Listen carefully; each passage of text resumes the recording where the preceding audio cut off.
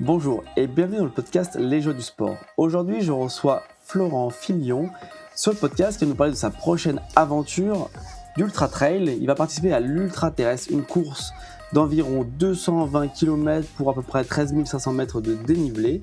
Mais on va également découvrir son parcours, que ce soit sportif, voir comment est-ce qu'il a commencé jusqu'à l'Ultra Trail aujourd'hui et ce qui le motive en tout cas dans cette passion et dans cette pratique. Mais on va pas perdre trop de temps, on va accueillir tout de suite Florian. Salut Florian, comment tu vas? Salut Alex, ça va, nickel, en forme. Et écoute, ça fait plaisir de te recevoir sur le podcast et de pouvoir échanger avec toi. Question traditionnelle du podcast, est-ce que tu pourrais te présenter et nous dire quel était le premier sport qui t'a passionné? Ouais, moi c'est Florian, j'ai 35 ans et pour rester sur le domaine du sport, moi j'ai commencé le sport très jeune à l'âge de 5 ans et j'ai fait 16 ans de karaté combat jusqu'à m'entraîner avec l'équipe de France, jusqu'à mes dernières années à m'entraîner avec l'équipe de France et puis combattre à haut niveau en France et puis niveau Europe. D'accord, donc là, à ce moment-là, tu faisais comme des compétitions, tu voyageais pour des combats. C'est quel rythme un peu dans les sports de combat au niveau des compétitions? Comment ça se passe un peu? Sur les grosses périodes, je m'entraînais tous les soirs de semaine parce que je faisais 3 clubs différents et je combattais quasiment tous les week-ends dans des endroits différents. Vu que je combattais, fallait que je fasse attention à mon poids en plus parce que je combattais en moins de 75 kilos, donc il fallait que je tienne mon poids toute la semaine. Et après, je me déplaçais, après principalement en France et puis j'ai fait quelques championnats en Europe, une Coupe du Monde dans le nord de la France. J'ai fait pas mal de déplacements mais dans le secteur, mais j'ai arrêté, là on est en 2026, j'ai arrêté le karaté en 2000, ça doit être en 2010, j'ai arrêté le karaté. Ok. Et tout au long de ces années, qu'est-ce qui t'a plu et qu'est-ce qui t'a permis de durer quand même dans le temps? Parce que tu as quand même tenu cette discipline assez long, surtout au niveau compétitif, quoi. On sait que c'est toujours un peu compliqué des fois que ce soit mentalement ou même d'avoir toujours le goût. Souvent, c'est un peu peut-être des fois l'esprit d'équipe dans le sens où partager les compétitions avec des personnes. Mais sport de combat, si on se passe comme là un peu plus individuel, qu'est-ce que tu retrouvais toi en tout cas comme plaisir et comme passion dans cette discipline? Moi, je pense que j'ai toujours bien aimé, je pense que ça va avec l'éducation que mes parents m'ont apporté aussi, mais j'aimais bien la rigueur en fait de ce sport et en fait le fait de j'ai eu la chance de pratiquer le karaté un peu old school, un peu à l'ancienne. Et donc, du coup, avec des profs qui encore à l'époque avaient le droit encore d'appliquer certaines méthodes qu'aujourd'hui on leur mettrait un procès au cul s'ils faisaient comme ça. Mais voilà, c'était les positions qu'on travaillait à coups de bâton dans les jambes. Si tu faisais une connerie, on te mettait en position d'attente gainage dehors sous la pluie. Enfin, c'était des séances d'abdos à plus en pouvoir, des séances de pompe à plus en pouvoir. Enfin, c'était la rigueur de l'ancienne. J'ai toujours aimé ça. Donc, le côté vraiment côté, carré du truc, ça m'a beaucoup plu. Et puis après, quand j'ai commencé à goûter au combat et puis à monter un peu en niveau et puis voilà, à goûter aux compétitions, tout ce qu'il y avait autour, j'y ai pris goût et j'ai quand même fait de belles années où je me suis bien amusé, quoi. Et donc là, on va parler évidemment d'Ultra Trail. La transition dans le sport d'endurance, globalement, comment elle se fait? Parce que c'est qu'on n'est pas du tout sur le même type de temps d'effort, en tout cas, entre le sport de combat et puis ce que tu pratiques aujourd'hui dans ta discipline. Qu'est-ce qui t'a mis déjà un premier pied dans le sport d'endurance? Après, on va dire que je suis arrivé dans l'ultra parce que j'ai toujours été à la recherche de repousser les limites et que ça soit dans les sports de combat ou dans un autre sport. Je savais que si un jour je changeais, il fallait que ce soit un sport qui me pousse dans mes retranchements. Et en fait, assez tôt, très très tôt même, à l'âge de 14 ans, tout bêtement, j'ai commencé à suivre un monsieur qui marchait autour de chez mes parents et puis j'ai commencé à marcher avec lui et puis après il faisait une boucle en courant et ça faisait 2-3 kilomètres. Je dis je fais une boucle avec lui en courant puis il a enchaîné les boucles après et puis je commençais à faire à 14 ans je commençais à enchaîner les 10 km 15 km avec lui et puis un jour il m'a proposé genre 14 ou 15 ans il m'a proposé d'aller faire une marche avec lui qui était un peu plus longue. Je lui ai dit, bah, c'est quoi cette marche? Il m'a dit, bah, c'est le Paris-Monte, ça fait 55 kilomètres. Et en fait, vu que j'avais une grosse histoire avec ça, parce que depuis, depuis que je suis tout gamin, cette marche du Paris-Monte, elle passe devant chez mes parents. C'est vraiment la fin du Paris-Monte, ça passe devant la fenêtre de chez mes parents. Et depuis que je suis gamin, ma mère me réveille aux aurores le dimanche matin pour voir passer toutes les frontales devant la maison. Et à chaque fois, je disais à ma mère, mais d'où ils viennent ces gens? Et ma mère me répétait de Paris. Et j'étais déjà gamin à l'époque. Donc j'ai dit à ma mère, bah, moi aussi un jour je vais passer devant la maison et puis moi aussi je te ferai coucou quand je passerai devant la maison. Et cette histoire est très symbolique parce que c'est un peu le démarrage de toute ma vie d'ultra en fait. Elle est partie de là, c'est que à 14 ans je suis parti le faire une première fois, donc c'était 55 km en marchant. Et pour donner un ordre d'idée, 14 ans c'était en 2004. Je l'ai fait, j'étais habillé avec un survêtement à l'ancienne, j'avais des Air Max aux pieds avec des bulles. J'avais vidé mon sac à dos d'école, j'avais retiré toutes mes affaires d'école. Ma mère m'avait mis des sandwichs dans du papier d'aluminium, une banane et une bouteille de Vitel. Et puis j'avais mis mon bonnet et puis mes écouteurs et mon MP3 autour du cou. Et puis je suis parti faire les 55 km à la marche. Et j'ai mis, je crois, 9 heures pour les faire. Donc il y a peut-être 2000 personnes. Je suis arrivé au bout des 9 heures, j'avais 14 ans, quoi. J'étais éreinté, mais à Mm. 14 ans, je faisais 55 km. Et ce qui était drôle dans l'histoire, c'est que derrière, comme dans Paris avec mes parents et mon frère, j'ai dit à ma mère, j'ai dit, bah, j'arrêterai de le faire le jour où je serai le premier à passer devant la maison. Et en fait, cette connerie-là a duré pendant 5 ans. Et en fait, j'ai sauté quelques années et je suis revenu à 20 ans. Je m'étais entraîné, je préparais l'Ironman de Nice. Et à 20 ans, au lieu de le faire en 9 heures, je l'avais fait en 4h30, le Paris-Monte, les 55 km. Donc j'étais passé le premier devant la maison. Mais tu vois, et puis là, j'ai dit à ma mère, bah ouais, c'est fini, tu me verras plus passer devant la maison parce que bah, c'est moi qui arrivé le premier du Paris-Monte, quoi. Et puis ça a commencé en fait, ça a lancé ça a lancé toute la suite de mes ultras quoi derrière. C'est vrai que 14 ans, je vois bien l'image un peu. En plus, c'est vrai que là, on a un peu. L'image que je donne, elle est belle dans le sens où maintenant, quand on veut pratiquer une discipline, on veut toujours s'équiper, tu sais, un peu vraiment prendre des trucs qui vont bien avec ce qu'on voit et ce qu'on pense être bien pour nous.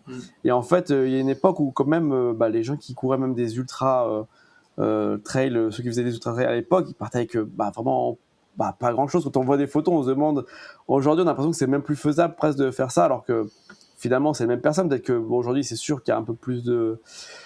Le niveau a été élevé bah, de par la préparation, l'équipement et plein de choses, mais à l'époque, ils Ouais, le c'est faisaient et ça. ça allait déjà vite. Moi je me rappelle moi mon premier ultra officiel avec un dossard, c'était le 90 du Mont Blanc. Pour te donner un ordre d'idée, le 90 du Mont Blanc, je l'ai fait j'avais 20 ans ou 24 ans, j'avais 24 ans. Et je l'ai fait à l'époque, j'ai fait le 90 du Mont Blanc avec une montre Decathlon à 5 euros, là où tu as juste le chrono dessus. Et j'ai fait avec ça, j'avais des ASICS que mes parents m'avaient pris chez Decathlon, des ASICS basiques. Et puis j'étais habillé tout en collant, je savais pas ce que c'était que de mettre de la vaseline ou de la crème anti-frottement. Il n'y avait pas de compote à l'époque, pas de compote, pas de barre. Donc moi, c'était des sachets conservateurs. Et dans mes sachets conservateurs, j'avais des dates. Je me rappellerai, je l'ai fait pendant longtemps. Hein. J'avais des dates avec des amandes. J'avais de la pâte d'amande et j'avais des noix de cajou. Et j'avais 3 pochettes plastiques comme ça que j'avais sur moi. Et avec la poche d'eau dans le dos, avec de l'eau et de la grenadine. Et puis j'ai fait le 90 du Mont Blanc comme ça, de l'eau, de la grenadine et une montre à 5 balles. Donc, et j'avais Ouais. mis, je crois, j'avais dû mettre 24 heures, je crois, à l'époque pour le faire, hein, tellement j'étais bah, nul, quoi, en fait. Mais bon, j'avais été au bout quand même. Mais cette époque-là, elle n'existe plus, quoi. J'ai eu la chance de connaître ça sur mes premiers ultras. Et puis après, quand ça a commencé à arriver, les montres connectées, tous les équipements, tout ce qui est les crèmes anti-frottement, les gels, les barres, bah là, c'était l'explosion après derrière. Ah, bah, il y a des choses il y a des choses un peu plus gadget, des fois on pourrait s'en passer, il y a des choses où pour le confort on apprécie quand même bien que d'avoir découvert certaines choses en tout cas. Et Ouais. là je vois que déjà on parle déjà de 90 km, les distances t'as augmenté à peu près jusqu'à quel moment? J'ai fait en fait, j'ai eu un gros palier, mais si tu veux, j'ai fait pas mal de 50, 60 bornes. J'ai commencé la marche du Paris-Monte, j'ai enchaîné sur quelques courses du secteur, le Trail des Deux Amants ou les Rois Maudits, des choses comme ça, qui étaient des trails d'environ 50, 55 bornes. Donc ça, c'était il y a environ 14 ans. Et c'était des trails qui étaient assez réputés dans le coin. Et avec un peu de dénivelé, tu avais 2000, 2500 de dénivelé. Mais ça, c'était vachement bien pour se prendre la main. Mais à l'époque, moi, ce que je me rappelle, et j'ai le souvenir gravé, c'est que je prenais le départ, par exemple, des Rois Maudits. J'en stressais toute la semaine parce que je me suis dit, waouh, là, je vais faire un trail de 55 bornes, quoi. Je dis, mais 55 bornes, mais ça va être long. Et j'étais dedans et je trouvais ça long. Je finissais le soir. Je dis, ouais, je veux plus faire de trail, c'est trop long et tout. Et aujourd'hui, je cours plus de 200 km. Donc, et en fait, après, j'ai fait 4-5 ans sur des distances on va dire, entre 80, entre 60 et 100 bornes, on va dire. Parce que j'ai fait la Maxi Race, le Trail de la Côte d'Opale, le 90 du Mont Blanc, les Templiers. J'ai fait ces courses-là. Et j'ai fait l'Ironman de Nice entre deux. Et puis un jour, j'ai dit, bah tiens, on va essayer d'aller aux 100 km. Et c'était vraiment la phase où j'étais encore très compétiteur et j'avais envie de jouer et puis de voir ce que je veux aller encore à cette époque-là. Et là, il y a eu une grosse transition parce que je m'étais mis une grosse prépa et je suis parti faire les 100 km de Millau. Et j'ai un souvenir assez anecdotique sur les 100 km de Millau que j'aime beaucoup, c'est que je suis parti là-bas, donc 100 km de Millau, c'est environ 2000 personnes au départ. Et, je vais, avant le départ, je me rapproche vraiment de la ligne de départ. Et je demande au juge, je dis, bah, est-ce que je peux me placer devant? J'avais vraiment l'intention d'essayer de courir mon maximum sans trop savoir ce que ça allait donner, mais je me suis dit, bah, je vais essayer de courir. Et moi, j'étais accompagné par un de mes amis en vélo, qui lui attendait, tous les vélos attendaient 7 km plus loin. Ils attendaient tous en ligne, là, que les coureurs arrivent pour après récupérer les coureurs et partir ensemble. Et le juge, il me dit non, non, il me dit là devant, enfin, c'est ceux qui sont habitués, ceux qui courent vraiment fort, tu te mets juste 2-3 lignes derrière. Je dis ok, pas de souci. Il donne le départ. Et il donne le départ, et en l'espace de 1 km, j'étais arrivé à la troisième place. Donc j'étais troisième des 100 km de Millau, et je suis resté troisième pendant 50 km. Et en fait, je me rappelle arriver au 7e kilomètre, donc il y avait tous les vélos qui attendaient, et mon ami était tellement choqué, enfin tellement, il s'attendait tellement pas à ça qu'il était en train de discuter avec quelqu'un, et c'est quelqu'un qui lui a dit, il dit, mais attends, mais tu m'avais pas dit qu'il avait un t-shirt jaune? Ouais, ouais, non, mais là, c'est les premiers qui arrivent. Et il s'est retourné, il a dit, putain, mais c'est lui, il arrive, il est troisième. Et donc, c'était moi qui arrivais. Et je suis resté troisième avec les motos, les juges arbitres qui restaient à côté de moi pendant 50 bornes et tout ça. Et puis à 50 bornes, j'avais tapé un peu trop fort dedans, donc j'ai dû lever un peu le pied. Mais au final, je finis quand même 14e sur 2000 aux 100 km de Millau, donc j'étais content. Et en plus, je double le truc parce que 3 semaines après, du coup, dans la lancée, genre, je vais aux 100 km du championnat de France à Amiens, donc là c'est ultra plat. Et aux 100 km à Amiens, je mets moins de 8 heures et je fais 6e aux France sur les 100 km. Et là, je sentais que j'avais du jus, donc j'ai dit, ouais, il va être temps de commencer à envisager de changer de format et puis de passer au-dessus des 100 km, quoi. Et là, au fil de ces années, ces compétitions, au niveau de ta préparation, on va dire physique, mentale, enfin toute cette partie-là, pas forcément matérielle, mais plutôt la partie pour le bonhomme, qu'est-ce qui, qu'est-ce qu'il y a de marquant en fait? Comment tu fais pour évoluer? Parce qu'on voit que là, tu marches très bien. Euh, c'est quoi les étapes que tu as mis en place pour arriver jusque-là? Euh, Je pense que moi, je joue énormément sur le facteur psychologique parce que, euh, comme on dit avec mon frère, des fois, on a l'impression d'avoir eu un don à la naissance, mais on a une capacité, une ressource mentale et une résistance mentale qui est des fois vraiment accrue. Alors, je prends ça comme une chance, hein, vraiment, hein, d'avoir cette capacité. Alors, je pense que le fait d'avoir fait le karaté, ça nous a énormément renforcé. Le fait d'avoir été 14 ans pompier et de voir beaucoup de choses, je pense que ça y a joué aussi. Et après, pour améliorer ça, je me suis énormément documenté de façon autodidacte sur énormément de films, de vidéos, de documentaires, en lisant et tout ça sur comment je pouvais développer mon mental et comment je pouvais bosser chaque partie de mon cerveau pour être encore plus résistant. Et après, j'ai commencé à faire des entraînements plus spécifiques qui étaient plus basés vraiment spécialement sur le physique, mais qui étaient vraiment basés sur le fait de dire là, ça va être dur. Pas forcément physique parce qu'ils sont tous durs physiques, mais là, ça va être dur mentalement. Ce que tu vas faire, en fait, là, ça va être mentalement, ça va être un enfer. il faut que ça soit l'enfer en fait. Et donc du coup, bah, là, j'ai commencé à faire des séances, des grosses séances d'escalier, des séances de répétition à non-stop, à n'en plus pouvoir. Je vais te donner une idée bête, mais j'avais toujours dans le principe de m'entraîner. Il fallait qu'à l'entraînement, ça soit plus dur et plus lassant que ce que j'allais vivre le jour J. Je vais te donner deux exemples. Le premier, c'est quand j'ai fait l'Ironman de Nice. Pour être sûr, ce qui m'inquiétait entre guillemets le plus, parce que je n'étais pas forcément un gros nageur, c'était la nage. On va arrondir, c'était 4 km de nage, un petit peu moins, 3 km 8. Et c'était à Nice. Et donc du coup, pour être sûr de mon coup, je suis parti en Bretagne. Donc Nice, Bretagne, c'est pas pareil, tu vois. Je suis parti dans une eau à 6 degrés avec une combi et j'ai fait 4 km escorté par la SNSM entre deux ports à côté de Saint-Malo. J'ai nagé dans une eau à 6 degrés pendant 4 bornes. Et j'ai dit, si je passe ça, je savais que ça allait être dur, que ça allait être un enfer. Je sais même pas si j'allais réussir. Mais j'ai dit, si je passe ça, bah, quand je vais arriver à Nice, pour moi, ça va être la baignoire. Je vais être là, ça va être jacuzzi, tu vois. Je vais avoir fait ça en Bretagne, dans des vagues, avec des vagues dans une eau à 6 degrés. Bah, c'est ce qui s'est passé. Quand je suis arrivé à Nice, après, j'ai dit, putain, mais l'eau, elle est chaude, là, en fait. Là, c'est super bien, tu vois. T'es porté, l'eau, elle est chaude, t'as pas les mains qui glacent, t'as pas le visage qui glace. Enfin, c'est trop bien, quoi. Donc, du coup, ça, c'est vraiment le genre de truc que je vais faire, c'est que je vais chercher la contrainte la plus grosse quand j'ai préparé Montmartre, quand j'ai gagné Montmartre il y a 2 ans. Je savais que ça allait être très répétitif sur les escaliers. Donc on me disait, putain, mais attends, mais ça va être super chiant en fait de faire 272 allers-retours dans les escaliers de Montmartre, qui sont quand même assez longs, les escaliers. Donc oui, ça allait être répétitif. Bah, je savais que ça allait être chiant, donc il fallait que je trouve un truc encore plus chiant pour m'entraîner. Et pourquoi j'ai rien trouvé de mieux que de m'entraîner chez moi dans mes escaliers qui font 14 marches avec un JST. Mais je te parle de faire. Il y avait des jours, je faisais 1500 allers-retours dans mes marches chez moi. J'en faisais 750 le matin, 750 le soir. Je me levais à 5 heures pour faire 750 allers-retours. J'allais bosser toute la journée. Je rentrais, je faisais 750 allers-retours dans mes marches chez moi.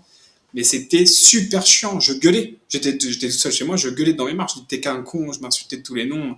Mais qu'est-ce que tu fais? Mais je m'arrêtais pas. Je disais, si j'arrive à faire ça, le jour J, et c'est ce qui s'est passé le jour J. Le jour J, j'ai tout débranché. Et dès que c'était un petit peu dur, je me rappelais de mes séances dans mes escaliers chez moi. Et je me disais, attends, t'as affronté 1500 allers-retours dans tes marches chez toi à gueuler comme un fou. Là, t'es en extérieur, à Montmartre, il y a du monde dehors. Kiffe, mec, en fait, là, c'est facile par rapport à ce que t'as déjà fait, quoi. Donc, j'ai toujours eu ce truc de pousser le curseur mental pour me dire, ouais, ok, d'accord. Et puis de toute façon, comme je dis souvent, si les autres le font, pourquoi moi j'y arriverai pas? Si les autres le font, je suis en bonne santé, je suis là physiquement. Si les autres le font, je vais le faire aussi, tu vois. Ouais, c'est une belle façon de faire. C'est vrai que c'est pas la plus, c'est pas celle qu'on vend le mieux, je pense. Mais en Non. tout cas, pour toi, c'est sûr qu'elle fonctionne. Mais elle est difficile à vendre, je pense, peut-être pour certaines personnes. Et là, du coup, pour l'ultra terrestre, là, cette course de 220 km, comment tu te prépares là? Qu'est-ce que tu t'es concocté pour te mettre un peu dans le mal, ou finalement tu utilises les expériences passées pour cette course-là, ou tu t'es mis quelques petits défis pour cette préparation? Là, pour cette préparation, je table peut-être sur un peu autre chose parce que ce qu'il faut voir, c'est que la gestion de cette course, ça va être un peu différente. Il va y avoir, si tu veux, quand je prépare un ultra, je suis capable de tenir assez longtemps. Par exemple, je donne un exemple bête, mais je suis capable de tenir assez longtemps en trottinant dans les côtes. C'est-à-dire que je peux monter, j'ai la Ok. capacité de monter pendant très longtemps en trottinant sans marcher, tu vois. Et là, l'ultra terrestre, je veux la jouer plus malin et surtout de bons conseils. On m'a conseillé vraiment qu'il allait falloir voilà, marcher dans les côtes. Donc, si tu veux, la capacité à marcher 13 000 mètres de dénivelé, ça me fait pas peur. Donc, c'est pas le truc le plus important sur lequel il faut que je base ma prépa. Là, vraiment, je suis focus sur le fait de courir. J'essaye de courir un maximum jusqu'à l'échéance. C'est-à-dire, je cours, là, en ce moment, je cours 1 à 2 fois par jour, tous les jours. Et tu vois, il n'y a qu'aujourd'hui où là, je suis avec toi que je me suis laissé un jour off. Donc du coup, ouais, je te disais là, j'essaie vraiment de faire juste, j'essaie juste de borner un maximum et de le faire, peut-être le faire, tu vois, comme je le fais là, me lever plus tôt le matin et d'aller au boulot en courant. Cette course-là, comment tu l'as choisie? Comment est-ce qu'elle est intégrée dans ton calendrier? Et qu'est-ce qui t'a fait, en tout cas, prendre ton dossard sur cette course? Bon, après là, tu as utilisé le mot calendrier, alors je fais pas partie de ceux qui attaquent le 1er janvier de l'année et qui se disent alors écoute, moi je vais t'expliquer, moi toutes les courses elles sont calées au millimètre, là tel mois je vais faire ci, tel mois je vais faire ça, je suis pas trop comme ça, surtout là j'ai eu des périodes un peu mouvementées, donc du coup je suis beaucoup au feeling sur maintenant comparé à avant. Et donc du coup là le dossard de l'ultra terrestre, bon l'ultra terrestre je l'avais déjà regardé du coin de l'œil l'année dernière, euh, j'avais pas il y avait la diagonale des fous qui me trottait, mais diagonale des fous comme l'UTMB, bah, c'est beaucoup de monde, voilà, c'est très connu. Et j'aime bien ce côté aussi, aller chercher des courses qui sont un peu moins connues et puis d'autres formats. Je cherche pas forcément, même si ça fait 3 ans que j'essaie d'être pris à l'UTMB, que j'ai pas été pris. Si j'avais été pris, j'y aurais été comme tout le monde là-bas. Mais là, l'UTOI, ça me plaisait de choisir un format qui était un peu au-dessus. En fait, je vais être totalement franc, si demain je suis pris pour aller faire la diagonale des fous, psychologiquement, la diagonale des fous, elle ne m'inquiète pas. Et c'est un format que j'ai déjà fait, et plusieurs fois. Donc je sais que je suis physiquement capable de faire 180 bornes et puis 10 000 mètres de dénivelé. Je l'ai déjà fait. Aujourd'hui, je suis plus à la recherche de ce que j'ai pas encore fait et de ce que jusqu'où je peux aller. Et l'ultra terrestre, il rentre dans cette case-là de se dire là, pour l'instant, l'ultra terrestre, je regarde du coin de l'œil et je me dis à quelle sauce je vais être mangé quoi. Là, je vais m'attaquer à un monstre et là, oui, ok, là c'est bon, je reviens dans le truc de me dire bah la ligne d'arrivée, elle va pas arriver tout de suite quoi. Sur cette course-là, tes doutes, ils se portent sur quelle partie? C'est la partie physique, mentale, le terrain en lui-même? Est-ce que tu as déjà allé d'ailleurs à la Réunion? Non, non, non, je suis jamais allé à la Réunion. J'ai déjà fait des terrains accidentés comme celui-là ou des terrains de montagne parce que j'ai quand même crapahuté dans pas mal d'endroits, que ce soit en Corse, en Italie, dans les Dolomites, Pyrénées, Alpes. J'ai crapahuté quand même dans pas mal de montagnes, donc c'est pas tant l'aspect qui m'inquiète. Il y a peut-être une partie du climat qui peut m'inquiéter parce que ici j'ai beau m'entraîner comme je veux, je m'entraîne pas sur le climat qu'il y a là-bas. Et après, bah, il y a la distance, ça reste 228 km pour 13 000 de dénivelé. On dit toujours que 1000 mètres de dénivelé, ça équivaut à 10 km à plat. Je te laisse faire le calcul. Si tu mets 228 km plus 13 fois 10, ça fait plus 130 km. Ça te fait 350 km à plat, quoi. Donc, on commence à rentrer dans des distances qui sont un peu extrêmes. Ouais, Donc, on est un peu plus loin que les 100 km de Millau, là. ouais, on est un peu plus loin, ouais, voilà, c'est ça, ouais. Donc, mais c'est ce que je vais chercher, hein, quoi qu'il arrive, hein, c'est pour ça que je vais là-bas. Et puis, aujourd'hui, à 35 ans, je suis plus à la recherche de ce genre d'effort, tu vois. Là, je pense que quand j'aurai terminé l'ultra terrestre là, au mois de mai, il se peut que derrière, les dossards que j'aille chercher, ça soit des dossards comme le Tour des Géants ou la Swiss Peak ou des choses comme ça, tu vois, des choses au-dessus des 200 km, quoi. Et après, Mm. j'aurais jamais le niveau pour aller faire podium sur les courses les plus connues. Et je les ai déjà, et il y en a plein que j'ai déjà fait où j'ai pas forcément l'intérêt et ni l'envie de retourner quand je les ai déjà fait. J'ai pas l'envie. Et puis après, il y a plein de projets off que j'ai envie de faire aussi. Donc, généralement, c'est rare que je retourne refaire une course que j'ai déjà fait, quoi. Tu vois, donc là, je me suis amusé à faire quelques backyards. J'ai fait des projets off. Là, j'ai d'autres projets off qui vont arriver. Voilà, ça suffit pour m'alimenter. Et puis, faut toujours qu'il reste 50% de courses et 50% de projets off, parce que les projets off, je trouve que c'est quand même ce qui a créé un peu ma personnalité et ce que je suis aujourd'hui. Et les gens me suivent aussi par rapport à ça. Ils me suivent pas par rapport à mes courses, ils me suivent aussi par rapport à ce que je suis capable de générer derrière en projet off, quoi. C'est vrai que les projets off, ils ont toujours un petit supplément d'âme parce que c'est quelque chose qu'on crée avec une partie quand même de nous-mêmes, de notre histoire. Donc c'est vrai que les projets off, c'est aussi des projets que j'aime bien voir sur le podcast parce que c'est que toujours il y a une histoire quand même derrière personnelle, plus ou moins importante, mais c'est vrai que c'est toujours quelque chose qu'on construit. Là où les courses, comme tu disais, même si c'est des courses comme ton 55 km de marche, qui sont une course entre guillemets avec dossard, mais elles ont quand même l'aspect des fois personnel parce qu'elles racontent quand même une histoire. Mais c'est vrai que là où un projet off, c'est vrai qu'on retrouve toujours quelque chose de plus intimiste, de plus intime par rapport à soi-même, son parcours et son histoire. En tout cas, ça sera l'occasion aussi dans l'épisode débriefing d'aborder aussi les sujets comme quelle course tu voudras faire plus tard, ou en tout cas quel projet off t'as en vue, t'as ciblé. Petite question aussi technique sur cette course. Tu sais, à la Diagonale des Fous, on n'a pas le droit au bâton. Est-ce que c'est la même chose pour cette course-là? Là, je vais te répondre à 30 jours de la course pour dire mon niveau d'anxiété, c'est que j'en ai aucune idée. Je sais pas. Je sais même pas. Je sais même pas si on est à le droit. Tu sais quoi, tu sais quoi, on va répondre en direct. On va demander à l'intelligence artificielle si j'y ai le droit. Parce que tu sais que ça fait 3 fois que je vais courir. Je me dis, faudrait peut-être que je me renseigne de savoir si si je peux prendre les bâtons ou pas quand même. C'est quand même drôle. Tu vois, je prépare un 224 km, mais ça me stresse pas plus que ça. Ah ouais. C'est vrai que c'est vrai qu'en plus, les bâtons dans le dénivelé, ça aide pourtant quand même. Ouais, ouais. Et quand on les a pas, ça a quand même une petite Après, tu nuance vois, pas l'ultra négligeable, trail quoi. de Montmartre, c'était rigolo parce que il avait un peu chambré Alex euh, euh, par rapport à ça. Ceux qui utilisaient bâton, ceux qui n'utilisaient pas de bâton. Et j'ai fait Montmartre sans utiliser les bâtons. Et Montmartre, à la fin, tu as quand même 12 000 mètres de dénivelé quand même, à la fin. Donc, en fait, Mm. je les utilise pas énormément. Donc, s'ils sont interdits, c'est pas moi que ça va déranger le plus, en fait. Quand je lui pose la question à ChatGPT, il me parle de l'UTMB, tu vois, comme quoi il m'écoute, mon ChatGPT, mais il a pas compris. Ouais, ouais.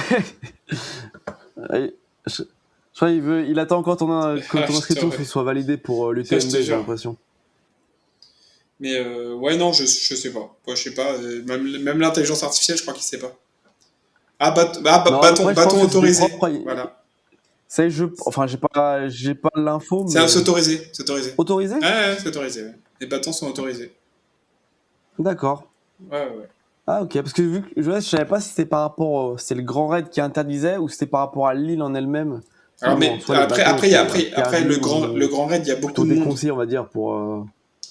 Le grand. Il y a beaucoup moins de participants là Bah aussi. oui, c'est pour ça, ouais. Je pense que. Mais là, oui, c'est autorisé. Bon, bah, du coup, Oui. tu vois, Oui. C'est vrai qu'entre le Grand Raid et puis l'ultra-terrestre. je suis Ok. content qu'on ait eu cette discussion. On ait appris une. Bon, du coup, tu les prendras quand même Ouais, ou. du coup, je vais les prendre. Ouais, je vais les emmener, je vais les emmener. D'accord. Donc, oui, c'est vrai que parce que là, quand on voit quand même 13 000, c'est sûr que je sais pas combien on estime à peu près le gain d'avoir des bâtons Dix ou pour non, cent. mais c'est vrai que ça quand même ça soulage. Et puis bon après, Ouais, 10%. Ouais, tu vois, dans ma tête, je me disais peut-être ouais, une quinzaine de ils disent pourcents, mais 10%. des bâtons bien Ouais, utilisés, ouais, hein, ouais. peut-être, hein, parce qu'après, ok. Parce que c'est vrai qu'on voit des fois les bâtons sont plus, il y en a qui promènent les bâtons comme on dit, Ouais. mais des bâtons bien utilisés, c'est vrai que après ça fatigue notre partie, ça répartit un petit peu Ouais. différemment, mais la charge physique, mais c'est vrai que Non, c'est c'est quand même pratique, super c'est intéressant. Il faut pratique quand pas même. que qu'ils soient utilisés au plus haut niveau, quoi. Ouais, ouais, ouais. Non, non, non, c'est pratique, on va pas se mentir. Et d'ailleurs, par rapport à cette course-là, tu vas arriver quelques jours avant la course, histoire de t'acclimater, ou ça va être dans les derniers moments par rapport au départ? Non, bah, j'arrive le 9 mai et le départ de la course est le 14 mai. Donc je suis accompagné de ma copine actuelle euh, qui est de là-bas, qui est réunionnaise, qui a sa famille là-bas. Donc on arrive le 9 mai et comme ça va permettre d'avoir quelques jours. Je pense qu'on va aller crapahuter un petit peu avant la course et puis je vais essayer de me reposer un maximum aussi parce que là je suis dans les 2 dernières semaines où vraiment j'essaie de muser au maximum physiquement et mentalement là. Mm. Et puis après, bah, je vais attaquer la phase de récup jusqu'à la course. Donc bon. Après, moi, par rapport à mon travail, je peux pas non plus prendre 3 semaines comme ça là. Donc je m'adapte au mieux que je peux quoi. Je pars du 9 au 19 quoi. Je pars 10 ou 11 jours je crois. Ok. Ouais, bon après c'est vrai que c'est toujours pareil, c'est vrai que c'est toujours un peu un ratio entre vie perso, vie pro pour intégrer le sport dedans. Toi d'ailleurs, comment tu fais tes sorties longues? Parce que souvent l'ultra qui dit ultra trail dit volume horaire assez important d'entraînement hebdomadaire. Toi, comment tu fais pour l'intégrer au mieux dans ta vie privée et professionnelle? Bah là, tu vois, comme c'est actuellement, c'est pas compliqué pour moi de prendre 30 kilomètres dans la journée parce que là, tu vois, comme la semaine dernière où j'ai quasiment pris 30 bornes tous les jours, mon travail il se situe à 11 kilomètres pile de chez moi. Donc si je pars au travail en courant le matin à 5h30, j'arrive à 6h30, j'ai déjà fait 11 kilomètres. À mon boulot, je bouge énormément, donc j'ai vite fait de prendre 10 kilomètres de marche dans la journée.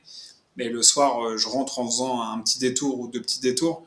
Et tu as vite fait de prendre 11 km, 15, 16. J'ai fait des journées à 40 bornes la semaine dernière, quoi, quasiment 40 km. Donc, même si c'est pas 40 bornes d'un coup, je les ai fait dans la journée. Et au final, c'est ce que je demande. C'est que mon corps soit le plus en mouvement possible la journée. Alors, si tu prends faire 40 bornes le matin, mais qu'après tu fais 6 heures de canapé, bah, je préfère au final répartir, tu vois, dans la journée Mm. entre mon boulot, une séance le matin, une séance le soir, un peu plus longue. Mais au moins, j'ai été en mouvement toute la journée. Et le week-end, j'essaye Ouais. d'en faire un maximum. Donc, le week-end, en ce moment, j'essaye d'optimiser mes déplacements. Et s'il faut que j'aille à un endroit ou à un autre, j'essaie d'y aller en courant. Et puis la copine, enfin, la femme avec qui je suis, elle me suit à fond, donc elle s'en fiche si je pars 2 heures ou 3 heures pour m'entraîner. C'est pas un souci ça. Puis vu que j'ai pas d'enfant, c'est plus facile. J'ai pas de gamin à Oui. m'occuper. Un peu moins de contraintes, Voilà, en c'est tout ça, cas. exactement. Et donc, tu utilises en tout cas ton corps et ton physique aussi pour une raison qui est quand même ultra positive, dont on n'a pas parlé. C'est que tu utilises le sport et ta pratique sportive pour mettre en avant des associations. Est-ce que tu pourrais nous parler un peu de ça? Ouais, ouais, bah, en fait, ça a commencé. Enfin, le plus gros du combat, il a commencé quand j'ai pas été pris à l'UTMB en 2024. Et j'ai décidé de, de moi-même, j'ai dit, bah, c'est pas l'UTMB qui va décider quand je fais la trace de l'UTMB, c'est moi qui va décider quand est-ce que je le fais. Donc j'ai dit, je suis pas prêt en 2024, mais je vais quand même aller faire la trace. Donc, d'une discussion avec des potes, j'ai monté une équipe avec ma marque, Broken, et on a monté un staff d'une dizaine de personnes. Et puis, je suis parti pour le faire le 1er juin, donc quand tout était encore enneigé. Donc, j'ai fait l'UTMB dans la neige.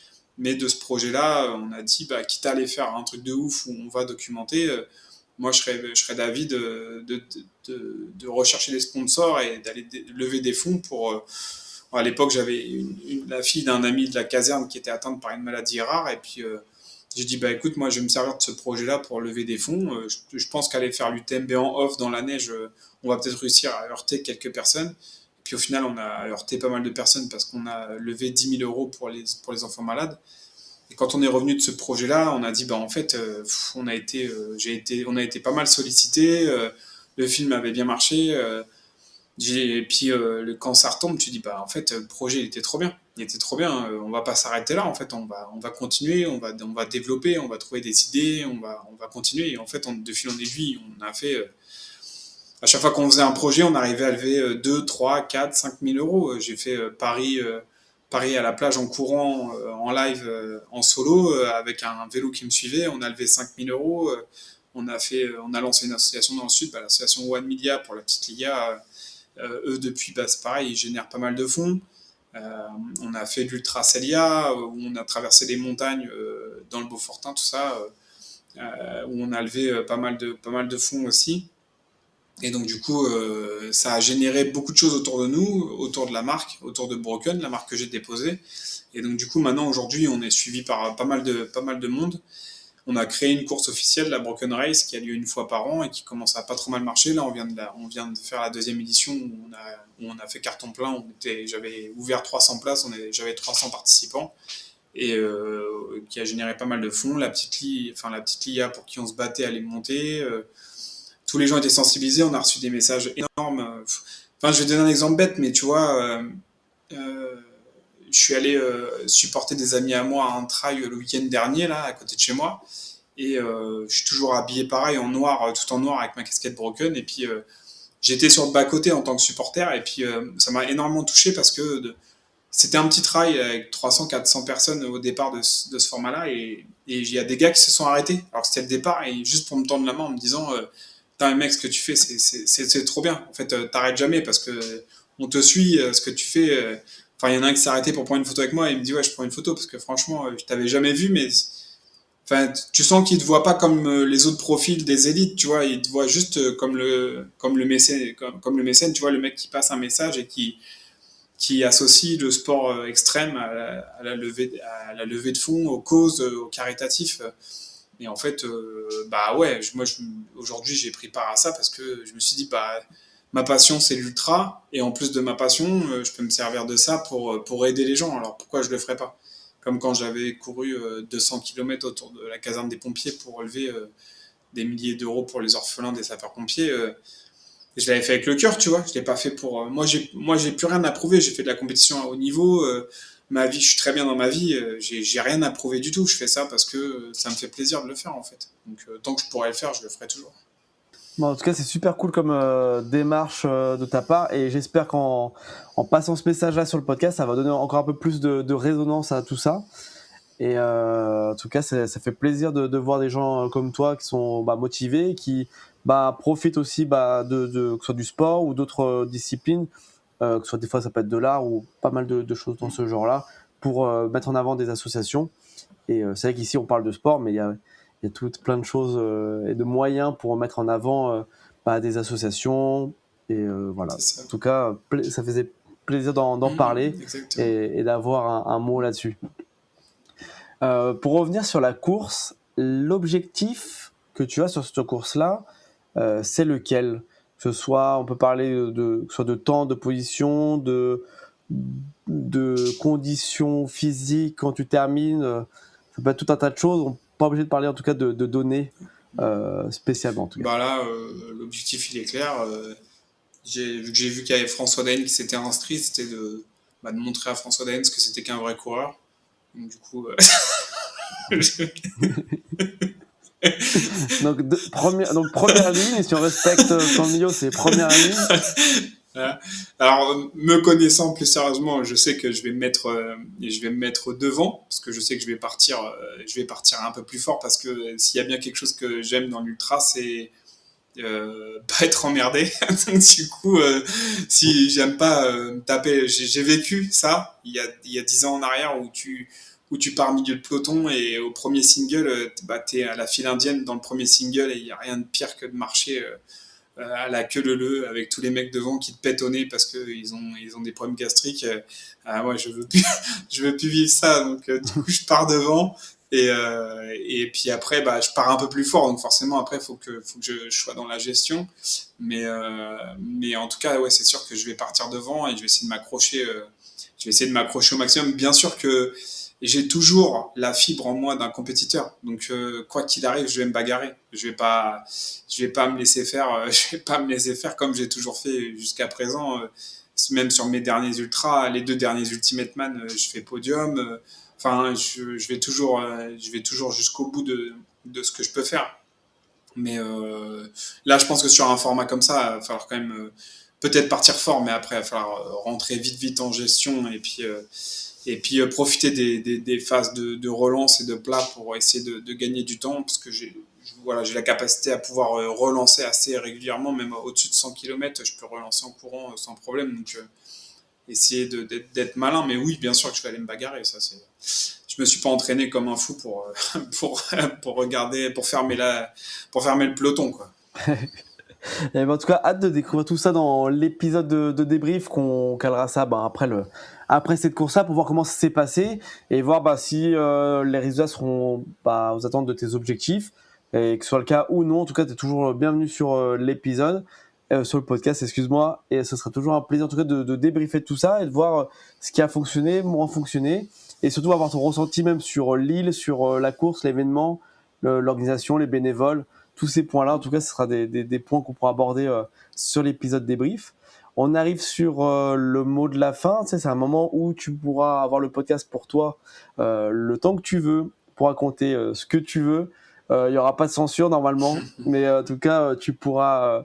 C'est ton moment à toi. C'est l'occasion aussi de parler peut-être d'autre chose que de sport ou de s'il y a des points qu'on n'a peut-être pas assez approfondis, ça peut être aussi l'occasion. En tout cas, c'est à toi de juger et tu seras c'est ton libre arbitre en tout cas pour ce moment-là. Mais avant, je voulais quand même te remercier d'avoir pris le temps de venir sur le podcast et de raconter ton parcours, également ta préparation pour cette course, également ce que tu mets en place à côté en lien avec le sport. Et c'était un réel plaisir d'avoir cet échange avec Ouais, toi aujourd'hui. c'était vraiment sympa. Ouais. Je te remercie beaucoup. Ouais. Du coup, moi, pour le mot de la fin, là, je voudrais peut-être en profiter parce que là, c'est quelque chose qui m'interpelle un petit peu sur les réseaux en ce moment. Sur les réseaux, moi, je suis petit, hein, je suis suivi par une communauté de 20 000 personnes, mais qui me suivent. Je me suis pas battu pour avoir 20 000 personnes. J'ai ces personnes-là parce que, en grosse partie, par rapport à ce que j'ai fait, il y a eu le passage avec Montmartre qui m'a ramené beaucoup de monde. Il y a quand j'ai fait le Mont Blanc qui m'a ramené beaucoup de monde. Le fait que je sois ami avec Cascade Verte qui m'a ramené du monde. Euh, et j'ai pas forcé pour avoir ça.